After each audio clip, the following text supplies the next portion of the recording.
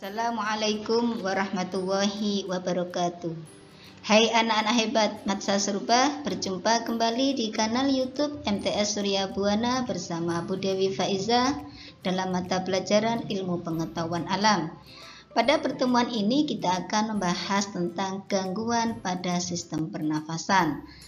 Pada minggu yang lalu kita sudah mempelajari materi tentang struktur dan fungsi sistem pernapasan, yang di situ sistem pernapasan dilengkapi dengan organ dan bagian-bagiannya yang fungsinya adalah untuk mengantisipasi supaya oksigen yang masuk ke dalam tubuh kita itu tidak membawa penyakit. Nah, anak-anakku sekalian, namun pada kesempatan ini kita perlu tahu gangguan apa saja yang biasanya terjadi pada sistem pernapasan. Nah, oleh karena itu anak-anak kita perlu menjaga apa yang senantiasa diberikan oleh Allah kepada kita.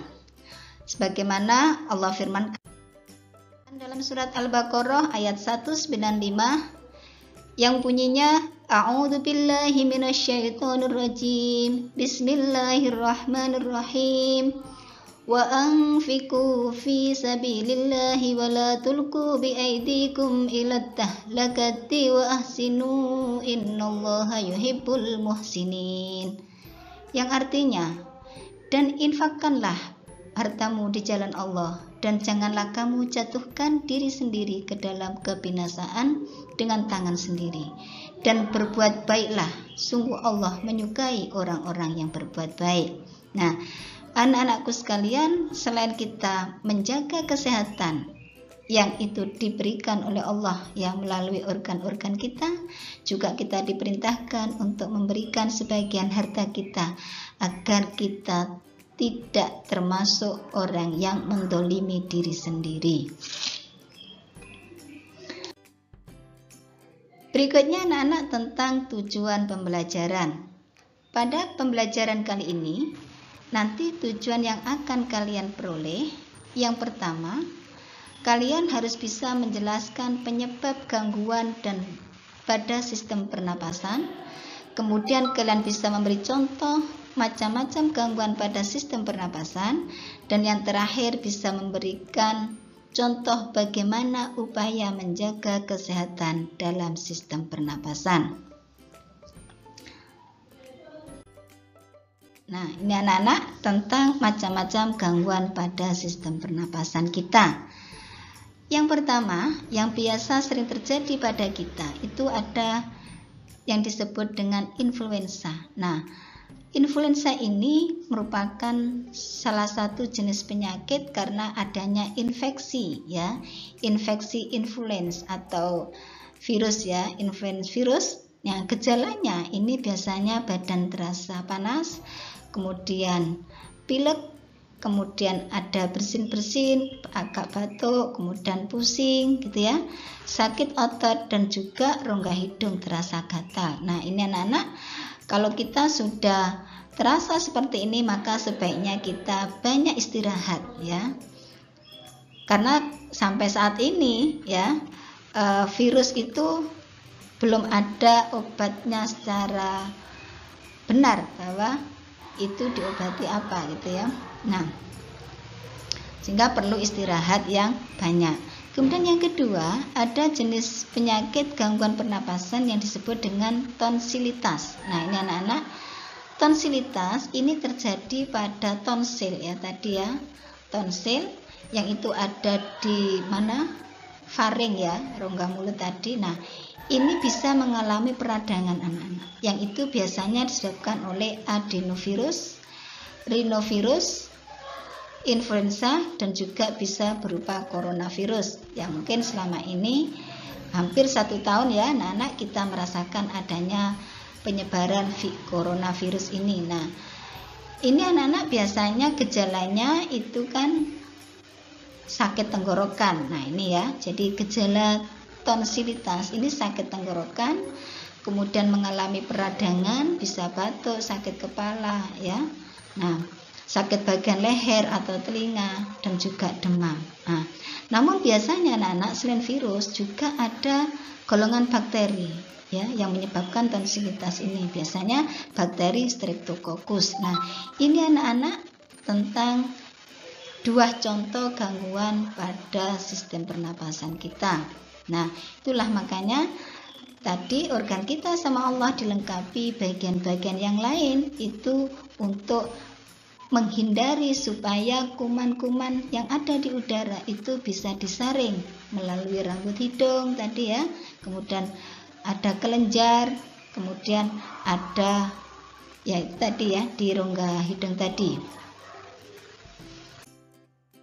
Nah, selanjutnya anak-anak tentang faringitis. Nah, faringitis ini berarti gangguan pada saluran faring ya anak-anak ya, yang biasanya disebabkan oleh virus, kemudian ada juga bakteri dan juga jamur. Nah, ini kan beda ya, bakteri, virus, jamur itu beda. Nah, virusnya jenis apa? Virusnya biasanya adenovirus ya, orthomisovirus, rhinovirus, dan coronavirus. Nah, kalau bakterinya yang menginfeksi faring biasanya Streptococcus. Nah, gejalanya ini biasanya rasa nyeri saat menelan makanan. Nah, ini anak-anak ya.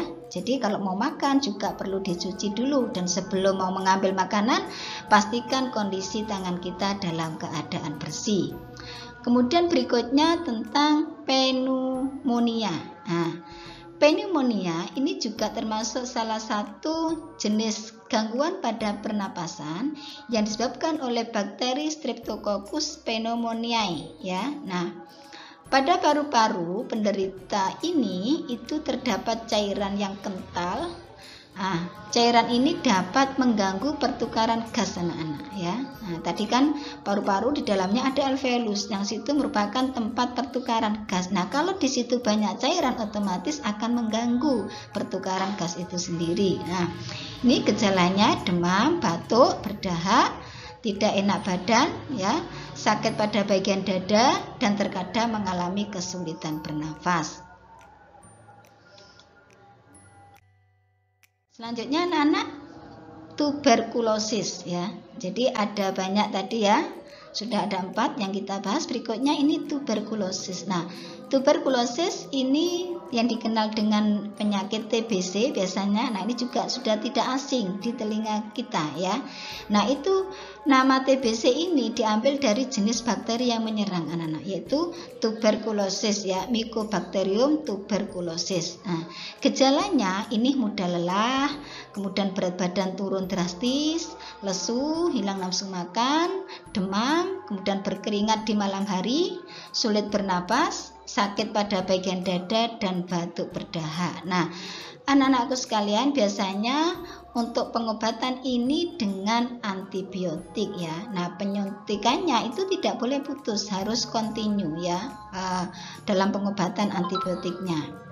Berikutnya asma. Nah, asma ini mungkin ada yang juga penyakit asma. Nah, asma ini anak-anak merupakan salah satu kelainan yang menyerang saluran pernapasan ya.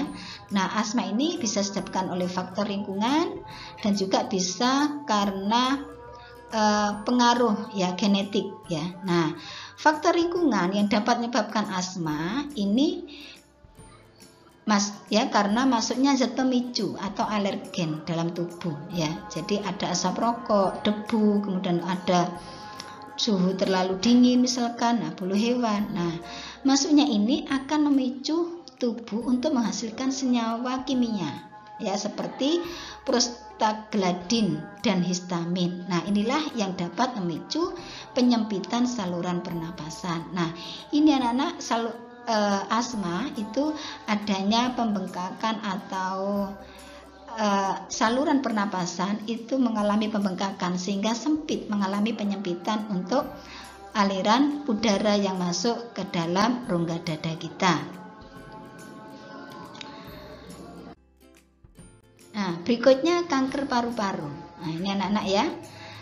Kanker paru-paru ini biasanya disebabkan oleh pertumbuhan sel-sel yang tidak terkendali pada jaringan dalam paru-paru. Nah, biasanya gejalanya ini batuk disertai darah, kemudian berat badan berkurang, napas pendek ya, kemudian sakit pada bagian dada.